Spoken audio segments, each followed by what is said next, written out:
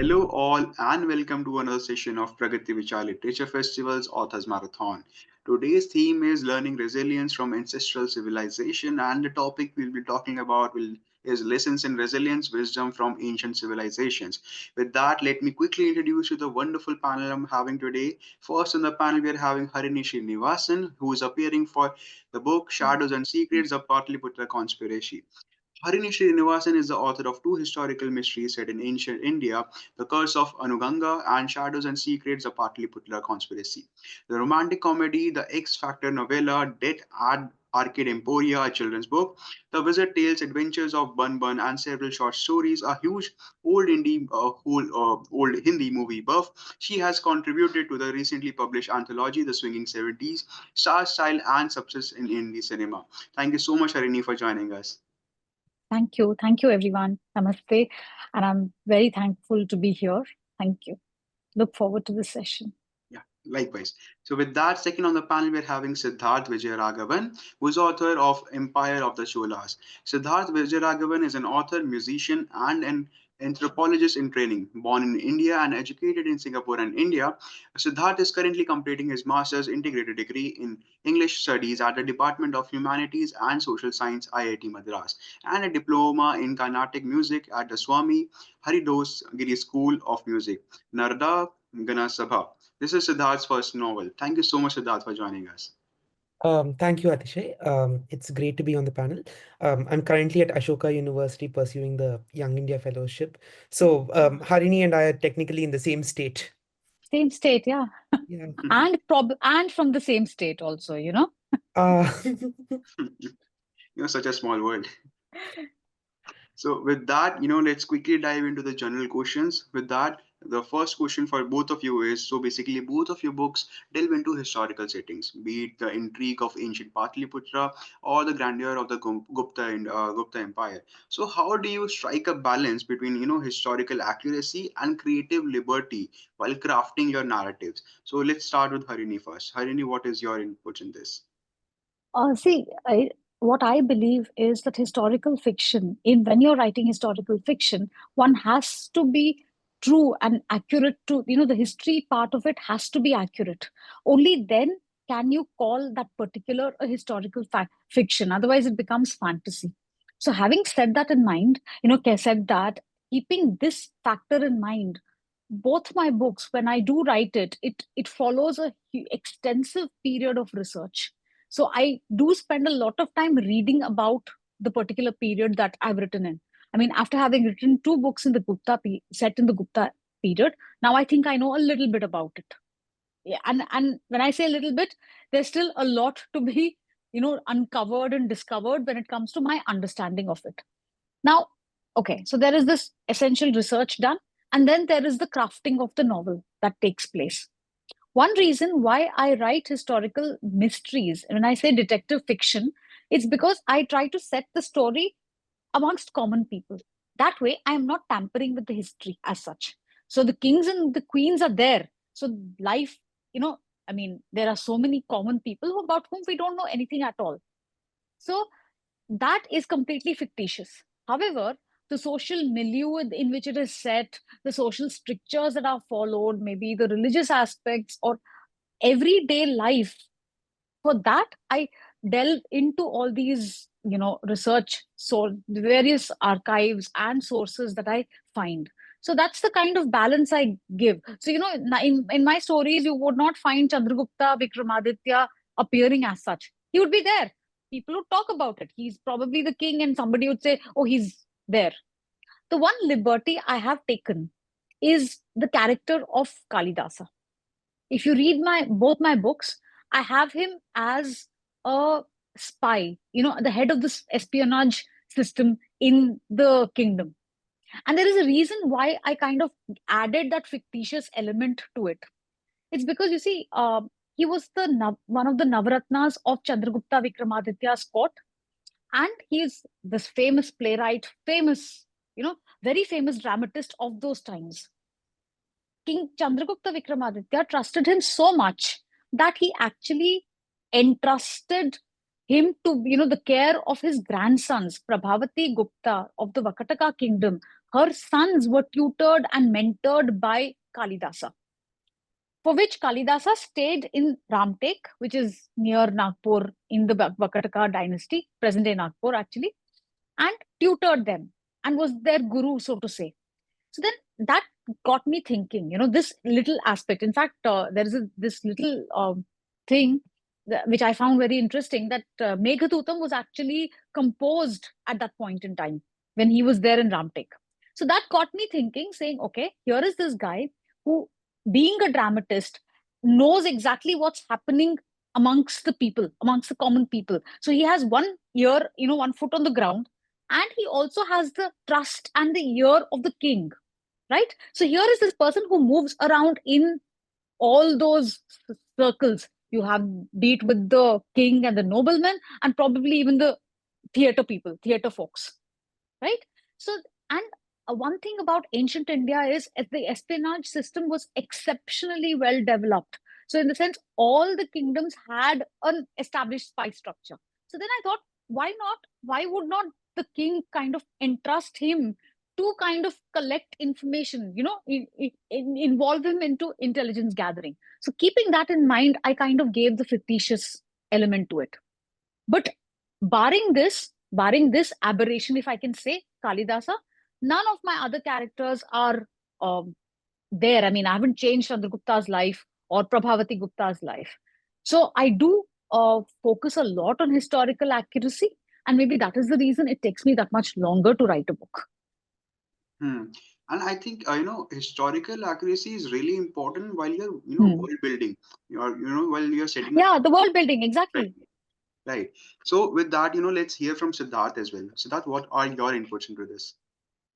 Atishay, writing historical fiction is kind of like doing the work of a detective, in the sense that especially about periods of history that are as poorly, I mean, I won't say poorly documented as much as we have gotten very little to work with, as say ancient and medieval India, which are the periods that Harini and I kind of work with. Speaking for my, and because you're also writing historical fiction, and because the aspect of fiction is also there, what I felt was also that not only should I stay faithful to my source material of history, but I should also stay faithful to the kind of books in the genre that were written before. I mean, belonging in that genre and kind of how do I put it? Like, there have been people, I'm not the first author to come up with this big, bright idea to write about Chora history, right? Or historical fiction in the Chora history. In fact, Kalki Krishnamurti, the great Tamil writer, has written multiple books on Chora history, including Ponniyin Selvan. So, when my readers read it, and this is a baggage that I have as a writer, they'll also be thinking about Ponniyin Selvan. They'll be thinking, oh, this character was there in Ponniyin Selvan. This character wasn't there. You've done this, you've been there. So not only is it the bogey of the past that happened that I have to deal with, but also the past that has been written.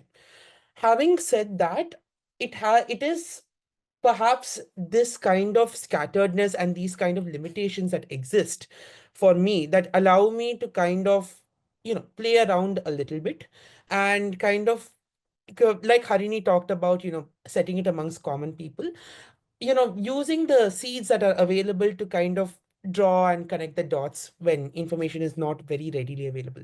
For example, the genesis for my book was basically I went to the big temple, the Periyar in Tanjavur, and on the north face of the temple, I saw the image of a European. And well, you'd be curious as to what a European's face is doing on a Chora temple, a Chora era temple, although it has been modified later and later by the Vijayanagaras and the Pandyas and other empires.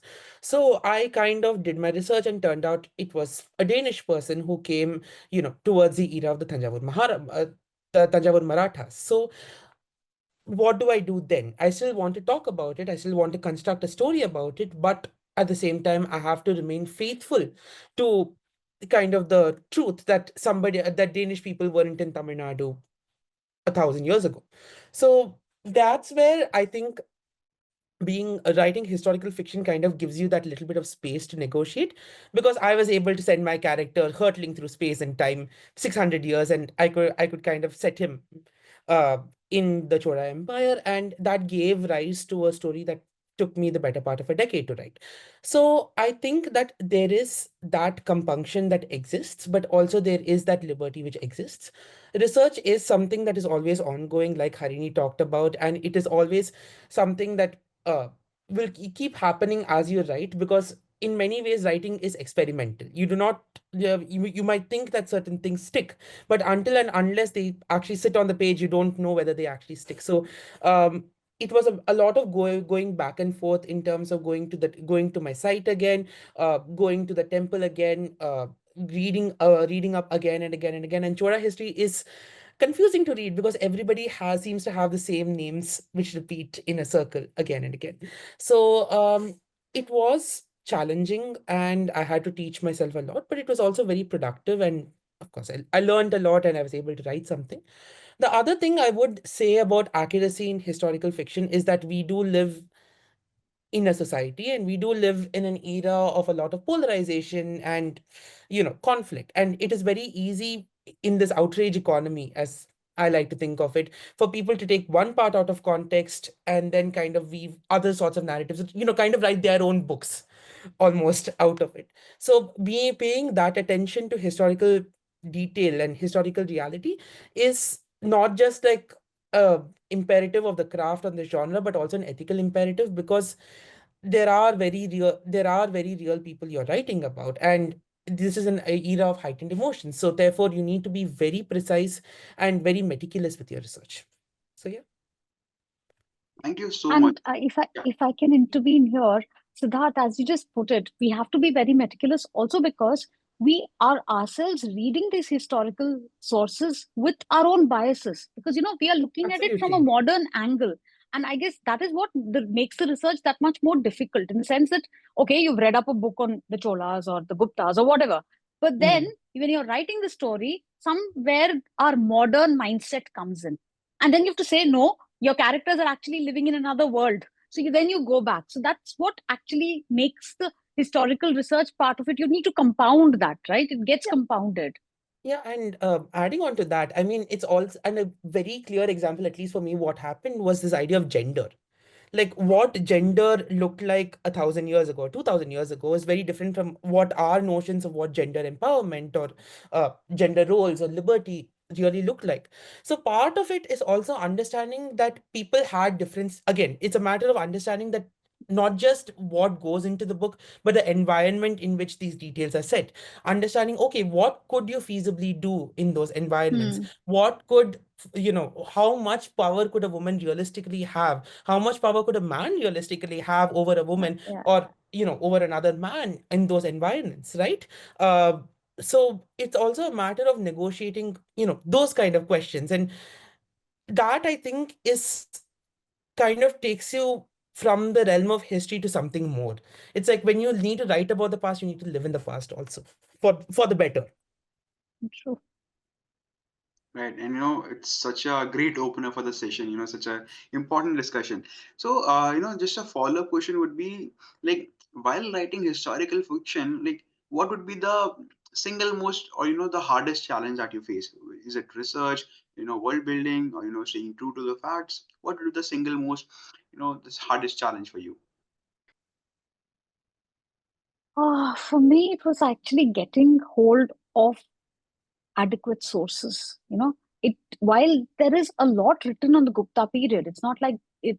I zeroed in. I mean, because I'm talking here to Siddharth, I need to mention this. I did start off wanting to write about the Cholas, but then Right, Kalki is one of my favorite writers, and that right. he loomed so large over my head, okay, that I was like, I don't want to tamper with that because obviously whatever I write will not hold even a candle to what Kalki has written. Anyway, having said that, coming back to your question, in the Gupta period, while there are all these books, they all talk about a certain things, but while you're writing the story, you need to really build a world. And for building the world, you need all these minutest details, which you do not find in half the books. So then that leads you to try to dig deeper. And unfortunately, we don't have that at least my experience has been that not that many resources exist, and most of the articles come with their own biases which are also very evident. So somewhere the material that you find is not readily available. Like for example, when I wrote my first book, I had no idea what the Guptas ate at that time, because whatever I had read did not talk about the food. It tells you all these crops are grown, but what are they eating on a daily basis? You know, Right. but so which is why I kind of sidestepped the whole thing by not showing any of my characters eating. It was just assumed that they're eating. Okay, but actually, that was when I was informed by a friend of mine, Archana Garodia, that there is a book in Hindi called Kalidas Ka Bharat, and I read that, and that talks about what they ate. It was a so then so that's how kind of one thing leads to another. So that research part of it, I think, was very difficult because of the lack of that much material that will help enhance your fiction. Yes, I mean the basics of what happened during the period is very much there, but the kind of details that a fiction writer needs to kind of build that world was very difficult. So that what would be the your challenge? I think I can't think of a single thing that was not a challenge while writing. And Writing here, itself is a challenge, no? Right. Sorry. yeah, like Right. there was not a single part of this that I can think of as being easy. So when you ask me that question, I'm like wondering which part do I complain about now? No, but it is a challenge, but of course it's immensely rewarding, which is why we do it. But right from the very beginning of like thinking about this idea, and as Harini put it, the boogie of Kalki looming big above your head. Yeah, at some point I was like, I drew from him, but also I had to say, okay, he exists, and he exists in his time and space, and he had his audience, he had people, he did certain things well, and I presumably will also do certain other things well, hopefully. And kind of conquering the self-doubt of that, which only happens by doing. Research was a massive challenge. So when I started writing, I was 13, 14 years old, and I was in Singapore, both of which are not, and this was back when the internet was also, like different bodies of information penetrate the internet at different points, right? So back then there was not very much on, Chora history available on the internet, save very, very skimpy Wikipedia pages and maybe Ponniyin Selvan, which is Kalki's novel, PS1, PS2, which Maniratnam made and a couple of years ago were based on Ponniyin Selvan. So other than those things and like guidebooks that I thankfully decided to buy I mean, not I decided to buy, but rather my mother very generously bought for me, in Tanjavur, other than that, realistically, there was very little to work from. So, and add to that, that I was eighth, ninth grader, and eighth, ninth graders are not exactly known for having highly developed research skills to embark on projects like this. So for me, it was a lot of growing pains. It was an immense amount of growing pains, but I also learned it also teaches you to be resourceful in a certain sense. Like, Harini talked about like the example of her not showing her characters eating, and that's left as, an implication, unsaid implication beneath the surface that people eat. I also was very lucky to have a lot of conversations. A big one is Dr. Chitra Madhavan, who is the authority on medieval South Indian history, who also very generously wrote me a foreword. So I met her when I was 14ish, and she was the first person outside the family who read it, which also meant that she was the first person who read it because she wanted to read it, presumably, and not because like I was related to them. So, and she was very encouraging and supportive while also insisting on a lot of historical accuracy. In fact, right up to the moment the book went to press, she was always catching errors, saying, you need to change this, you need to change that. So I'm very grateful to her, and I must take this platform to record my gratitude to her. The other thing was, of course, I learned to research much better. I learned to read much better, and I learned to get a lot out of what I was reading much better. For which, again, the book taught me that. The third is a question of maturity, which kind of happens when you start writing as young as 13 and you finish writing as when you're as ancient as 23. But the idea that your conception of characters will also change.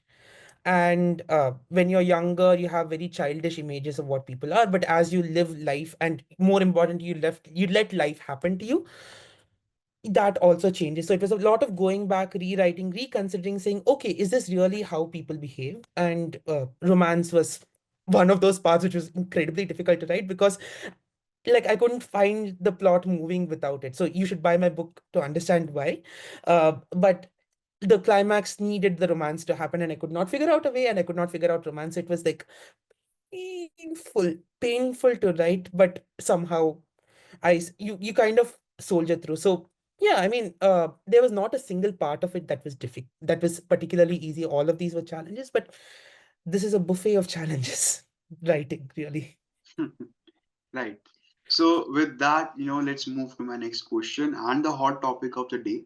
So Gupta and Chola empires contributed significantly to India's cultural and historical, legacy. So what do you think actually made these civilization uniquely resilient in their time? So let's start with Harini first.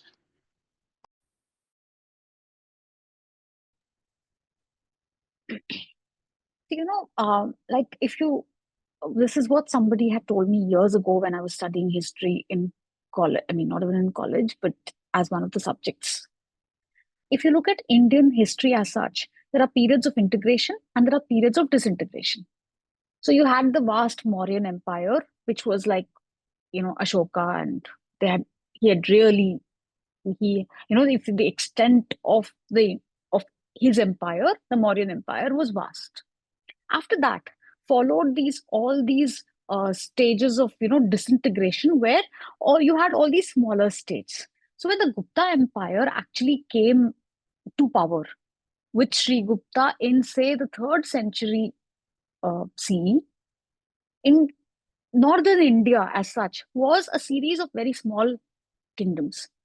From a, and I think if I remember correctly, the Guptas as such were one feudatories of the erstwhile Mauryan Empire. So they started off as a really small feudal state in somewhere in modern day Bihar, and then they started expanding it. And that credit entirely goes to Samudragupta. Chandragupta Vikramaditya's father, Samudragupta, expanded the kingdom so much. In fact, he went down to South India as well. There are records of him having touched, I think, Kanchipuram, if I'm not mistaken. Yeah. So, I mean, here is this king from Patliputra who expanded it down south as well as to the west part of it, part of the country. Now, when I say why I would think that they were exceptionally resilient is that there were a lot of attacks from the west. You had the Kshatrapas or the Shakas. The Shaka dynasty was very much alive and kicking at that point in time. And there were constant threats on the kingdom. So the Gupta period was one, especially when you're talking about Samudragupta's reign and Chandragupta Vikramaditya's reign, it was one of expansion and consolidation of the entire empire. And it's hats off to Chandragupta Vikramaditya, who very smartly married his own daughter into the Vakataka kingdom, because the Shakas had come up till, say, Gujarat, and the Vakataka kingdom was a smaller kingdom that ruled in the Vidarbha region, the present day Nagpur, with their capital at Nandivardhana, which is present day Nagpur. And so what he did was he forged this alliance with the Vakataka king by marrying his daughter Prabhavati Gupta to the Vakataka king. That way, getting a stronghold on that particular kingdom as well, and hence defeating the Shakas. So the Shakas, which had been a threat to the Gupta Empire, the fledgling Gupta Empire for nearly 100 years, were finally vanquished in the 5th century, no, no, 4th century by Chandragupta Vikramaditya. And that I think, and that shows the resilience that they were able to sustain their kingdom. Now, having that is resilience when you talk about the political aspect of it.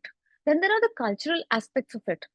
Because Hinduism, as we Sanatan Dharma, as we know it today, with all the codification and all the strictures and all, the later part of it as it became, all that codification of the Dharma Shastras and all happened during this point in time.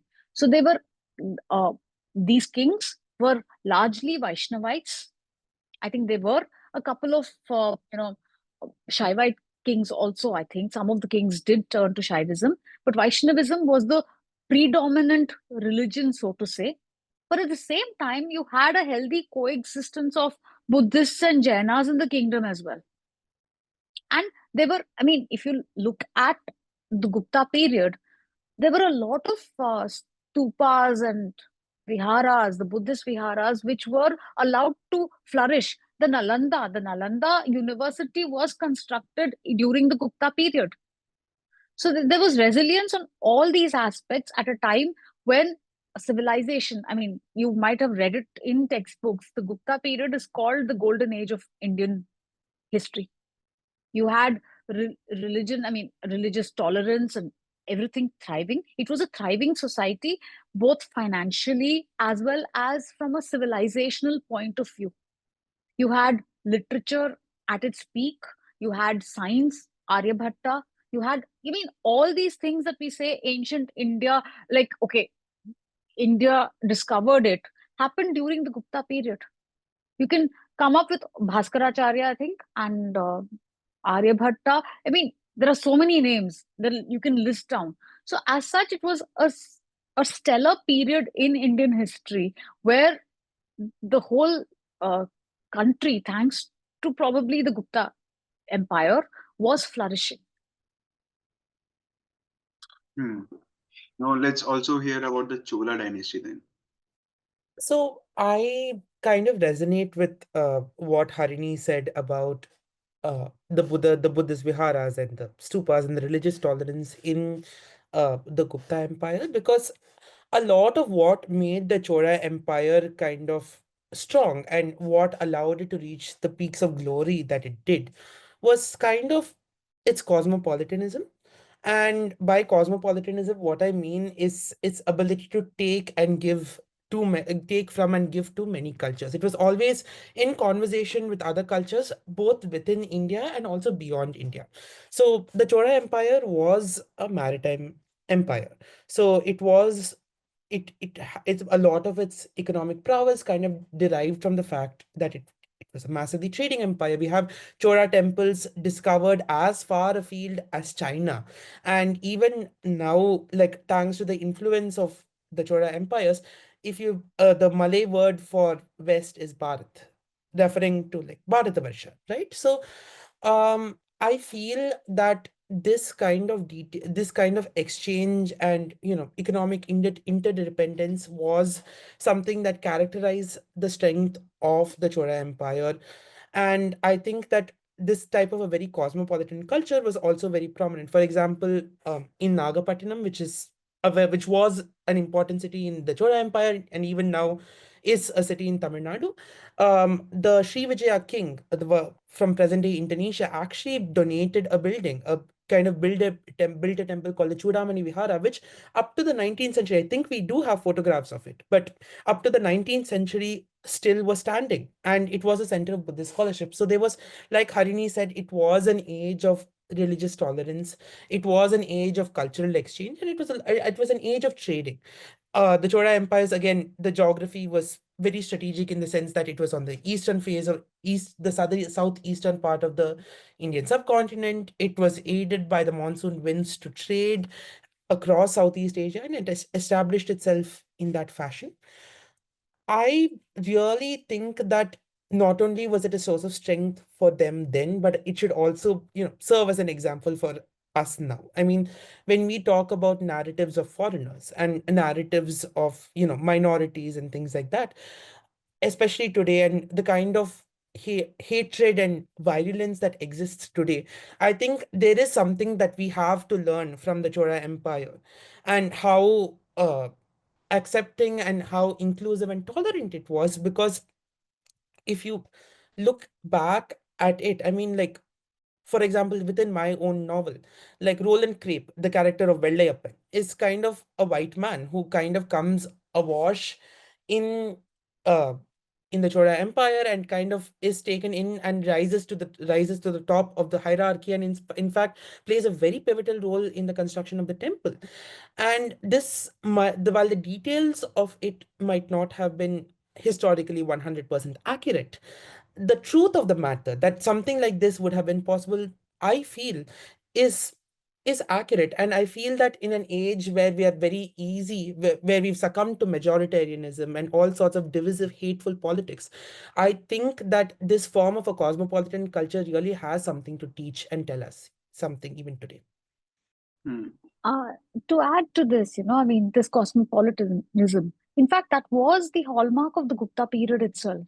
In Shadows and Secrets, there is this subplot. I mean, I'm not going to reveal too much about it, but it stemmed. I mean, this whole story of Shadows and Secrets stemmed from one little piece of research that I read about. There was a cult of people called the Manichaeans. Not many people would have heard of it. This was in Persia in the second century, I guess. A person called Mani founded that particular cult, and that that religion, so to say, it kind of got completely extinct finally in the 13th century. But somewhere around 391 AD, when when one of the Roman kings, basically, I forget his name, Theodosius or something like that. I Theodosius? Theodosius, right? 391 AD, he kind of proclaimed that Christianity is going to be the only religion in the Roman Empire. And that's when the Manichaeans, because there was a lot of religious persecution that took place out there, and the Manichaeans started moving towards the east. And I found during my research, I just found that these guys, the Manichaeans, some of them had actually come and settled in Patna, in and around Patna, in the 5th century. So that Wow. was actually the trigger for one of my subplots. Because see, for them to feel comfortable and actually come and settle here means that there was an existing Roman and Greek population, or at least a foreign population, that they can feel welcomed in this particular place. And that also talks about the fact that trade was at its peak, at its zenith at that point in trade. The trade routes were very actively open. So then the Manichaeans then came here, and then finally from India they went on, and 14th century they kind of the religion got extinguished. I think this particular fact, when I read about it, I was just so intrigued about it, and that became a subplot. And I do have foreign characters. It's in my book, completely fictitious, but mannequin characters in my book, Shadows. Yeah. Hmm. My next question to both of you would be that historical fiction actually comes with a lot of, information. That would be a lot of facts and figures. So while weaving those facts and figures and staying true to the plot, so how do you manage to keep the readers engaged? That would be the larger part of the storytelling that you guys do. So let's start with Siddharth first now.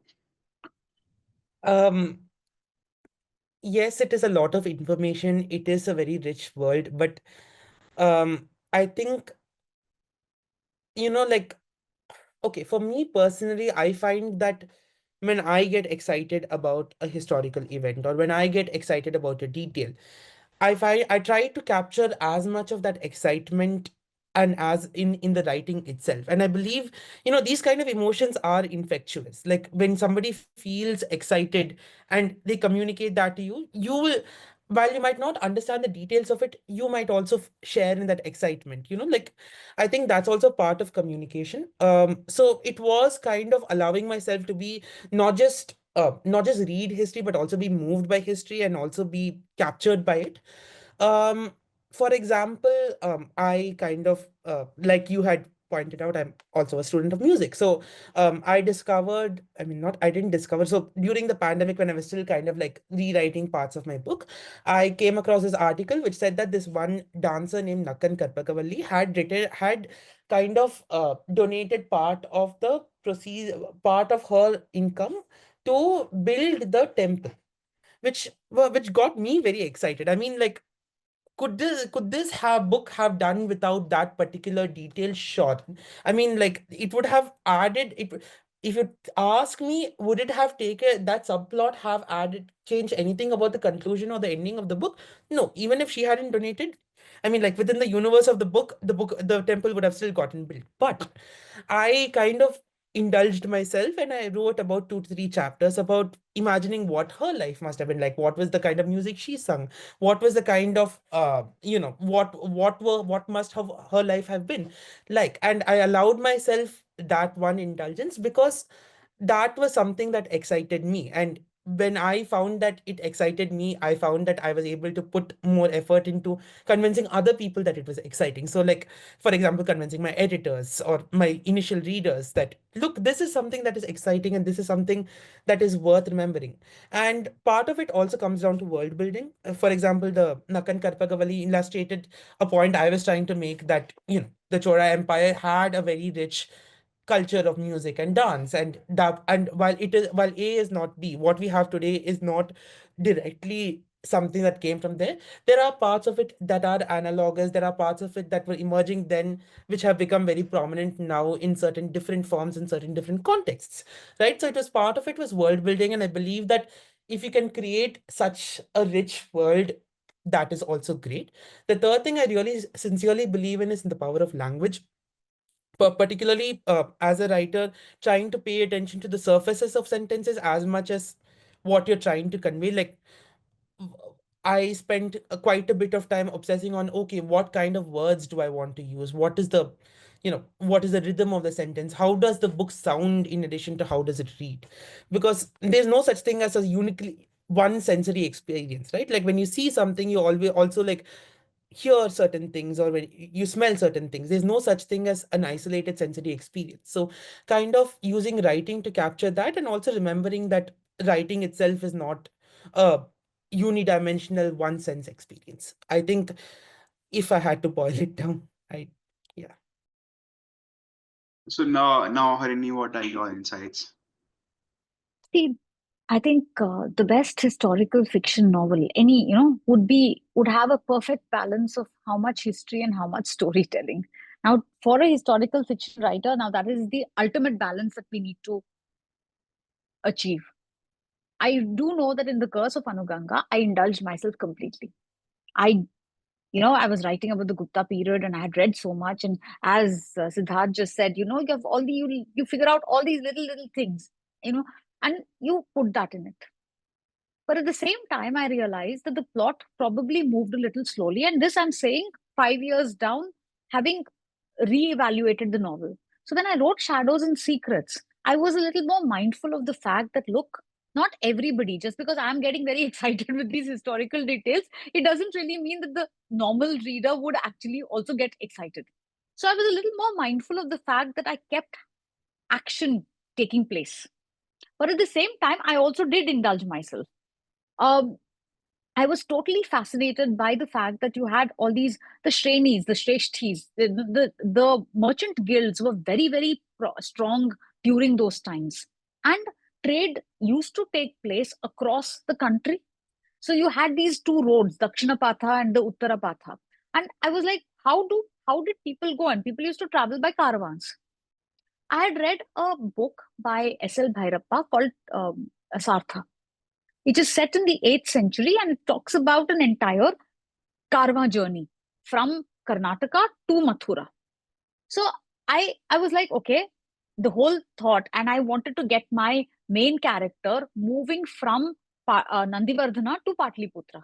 So I really did take a little bit of inspiration, and I indulged myself in showing the entire Karwa journey from this place to this place. Now, was that needed for the plot? Probably not. But at the same time, if I needed my character to move from there to here, I can't say he flew down, from Nagpur to Patna. That wouldn't have worked. And during the caravan journey, I introduced many characters. Like I had this Chinese pilgrim, a Buddhist, because there were a lot of Buddhists who come to India from China. And they would also play the part of spies because, as I said, espionage was big. So I had this I thought he was an interesting character, a Buddhist pilgrim on his way back to China. But actually, on his way back, he'd been entrusted with some information to be passed on from Prabhavati Gupta to Chandragupta Vikramaditya. And such, I mean, this was just one character, but obviously if you're showing a caravan, you have to fill it up with a lot more characters, right? So that's where the world building takes place, because you have to, the reader has to believe that it's not him going in one particular caravan. So somewhere that conscious, when you're writing, at least when I try to write, I try to find, keep, be mindful totally of how much history am I putting in. Is it too much? And I do have a set of amazing beta readers who give me, my friends who give me blunt feedback. So I keep asking them, and they're not history buffs. I might be a history buff. So I pass it on to them and saying, are you getting bored? Is it too much history? Or some places where it's like, have I forgotten the history at all and completely focused on the action? You know, so it's a constant dialogue. And as Siddharth would agree, no book is written in one draft. The amount of rewrites that take place is immense. So every draft kind of gets better. Like in Shadows and Secrets, also, my first draft, I had written around 45,000 words. And I realized that it was not working at all. And when I say it was not working, I was finding the story boring. And the story wasn't moving. I was writing the same historical facts that I already knew about, which I'd mentioned in Curse of Anuganga. So what I did was I completely trashed that and started from scratch again. So with everything, at least I am trying to, as a writer, as a historical fiction writer, I'm trying to find the balance of, the history part of it and the story part of it. Indeed. And just to add on to what Harini said, especially about no writing ever takes place in one draft. One of my favorite things to say is the first draft is all instinct. Every subsequent draft is where, where I feel the real The writing comes in, your intelligence comes in, Yeah, where you're able to intelligence comes in, true. yeah, like where you're able to kind of read and all of that. And yeah, and not only that, don't you think that detailing also helps to kind of paper over the bits about which do about the times we don't have much detail? Because like for my book, for the big temple, there is very little on it except these Yeah, people donated this, and the temple was constructed in 6 years. It was consecrated. Thank you very much, goodbye. That is literally all we have. Other than you that, there is very you can little. So imagine that's the same with the Gupta period. Chandragupta Vikramaditya ruled from this time to this time. He fought these many battles. End of story. He died. there's this the historian for the Chola Empire, whose book, even though it was written like nearly Neil 90 years ago, is Neelkanta still the Shastri, book. no? Nilakanta Shastri. Neelkanta Shastri. Yeah. So the Choras is just exactly what you described, which is basically like this person existed, this person did this, this person had these many wives and built these many things, and then this person died. We think that he died then, but we are not entirely sure. Moving on, which is incredibly frustrating, but I think here's where kind of the magic of fiction comes in to like imagine what could be. And fiction is not just something that you write, but also like imagination is not something you just do, but it's also kind of like this act of speculatively imagining what could have been. So, and I think that in fact, like I felt that part was as exciting, if not more, than actually reading up, because it was like, okay, where are the gaps? Where do we come in? Kind of, where do we show off our imagination In the story. in the story? Right. Often at times you have to look at a book from different lenses, from one from writers, one from editors, one from reader, one from publisher itself. So with that, while I do have a lot of questions for both of you, I'll quickly move to the individual questions and end the session because we are a little short on the time. So with that, my first question is for Siddharth. So as an anthropologist in training, so how do you incorporate the anthropological insights into your storytelling? And does this academic background shape the way you approach character development and societal structures in your novel? It's a very interesting question. One of the most seminal anthropologists of all time, who kind of like initiated a complete shift in the discipline, this person named Clifford Geertz, kind of talked about, when he was asked, what does an anthropologist do? He said, an anthropologist writes. So writing is writing and world building are as integral to anthropology as a discipline as it is for historical fiction. And conversely, for a historical fiction, what I said earlier, it's not just about reading the past, but also inhabiting the past is also what anthropology expects you to do. You kind of move out of your own comfort zone, your own room, uh, your own comfort, and then imagine what it must have been like 1,000 years ago. And even though you do not have a time machine, you do not have the TARDIS to take you that far back, you kind of still do it as an exercise. You collect the information and you kind of situate yourself there. You observe, you learn to listen to the texts, to the gaps the texts have, to what could be said, what wasn't said, what might have been said.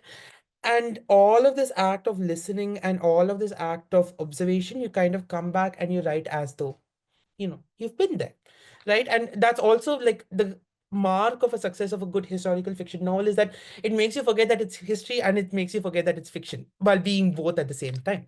So I think that even before I knew what anthropology was, and I found out what it was. I won't say discovered because that's too pretentious, but I found out what it was in 2021, when the book was kind of like toying with the idea of being complete, I would say. But even when I kind of like found out what it was, I realized that this had been something I had been doing all my while.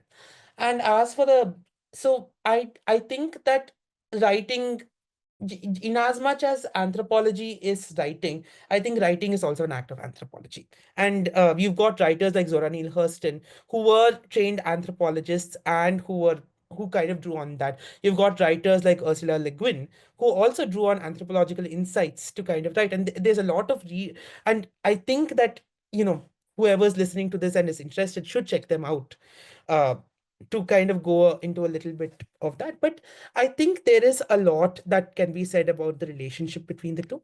As for the second part of your question, I kind of, I mean, societal structures was something that I developed an interest in because of the novel, rather than, and the academic aspect of it was something I developed an interest in again because of writing, because I was like, wait, I like reading things like this. I like writing and I like telling people about what I read and what I write. So probably this is something that I should be doing.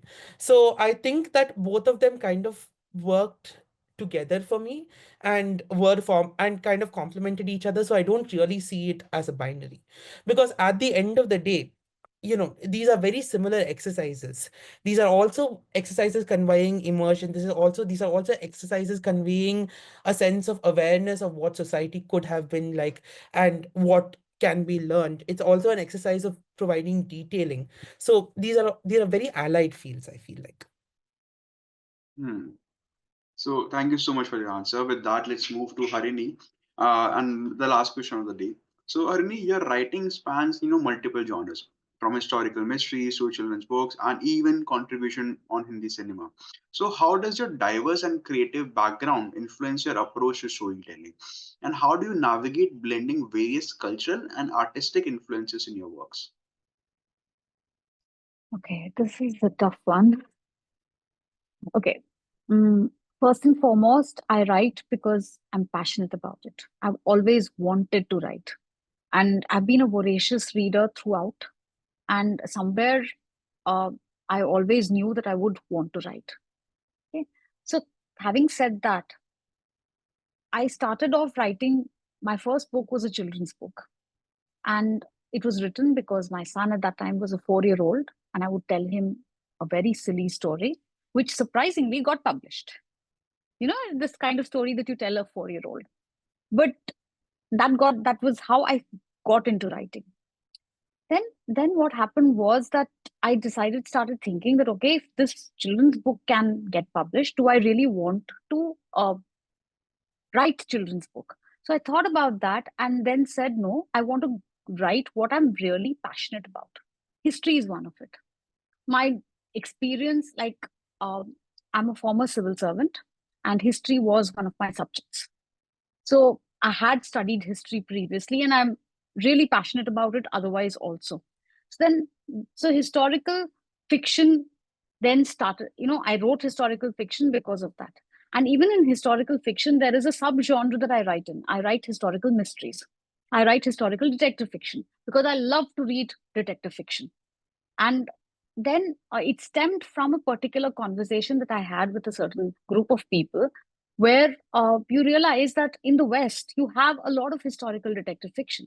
But in India, that number wasn't that much. And this, remember, this conversation happened 6 to 8 years ago. It's not today. It's 8 years ago. Even then, even now, if you see, most of the historical detective mysteries that you get in India are either set in medieval times, the Mughal period. You have Madhulika Little's brilliant series.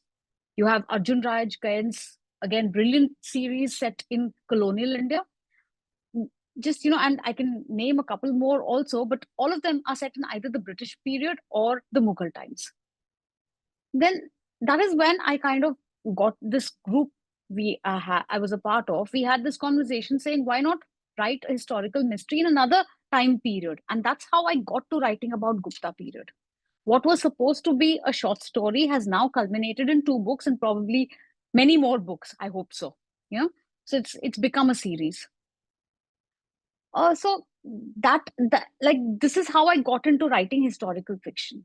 Now, simultaneously, because I've always been working full time while writing, and I early on in my writing days, I got an advice which I try to follow. That it says that I was told that write a certain number of words every single day. So to do that, I realized that when you can't write historical fiction every single day, because sometimes you get stuck because you're either researching on it, or the plot is not getting formed. At least that's what I experienced. And that's when I started writing contemporary books like the rom-com, The X Factor, and a couple of others, because those are, I mean, all writing is tough, but those are a little easier to write because at least I don't have to research about how Gurgaon is. I know how Gurgaon is because I live here, and those are based in Delhi NCR, right? So simultaneously, so those rom-coms are actually a product because I needed to complete my daily target of the day while I was researching a historical fiction novel. So this is how, I guess I have tried to write all these diverse genres. As I said, it was not a planned thing. It's not like I stumbled into writing, even though I wanted to be a writer with the children's book, and now write mainly historical fiction and the occasional rom-coms. And you know why I do that. It's to make my Right. word count of the day. Right. So with that, we are at the end of the session. Thank you so much, Siddharth and Harini, for joining us for the session and sharing your valuable insights. The amount of knowledge that I've gained from both of you, you guys would definitely make to my phone a friend list if I'm ever to go to KBC. Definitely. So with that, thank you so much, Siddharth and Harini, for joining this valuable discussion. And also, I would like to extend our invitation to both of you. If you are ever in Delhi on 3rd or 4th of February, our on basically our offline version of the festival is happening at Sundar Nursery. So if please join us, thank you so much, and it would be a wonderful thing. Thank you Thank so you so much. much. Thank you. Thank you.